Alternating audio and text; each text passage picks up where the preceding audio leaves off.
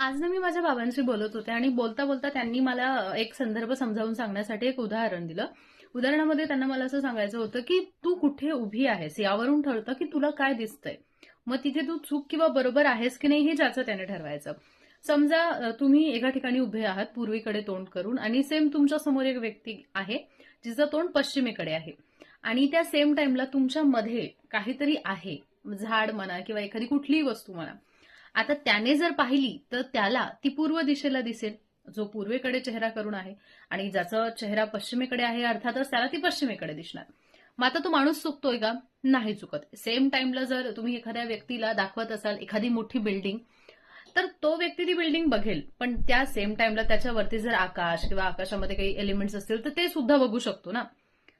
याचा अर्थ पाहणं किंवा त्याचा दृष्टिकोन चुकीचा नाहीये, तर तो कुठे उभा आहे हे सुद्धा तितकंच महत्वाचं असतं. तुम्ही एखादी गोष्ट जिथे उभं राहून पाहता, नॉट नेसेसरी की बाजूचाही सेम प्लेसला उभं राहून ती गोष्ट बघेल.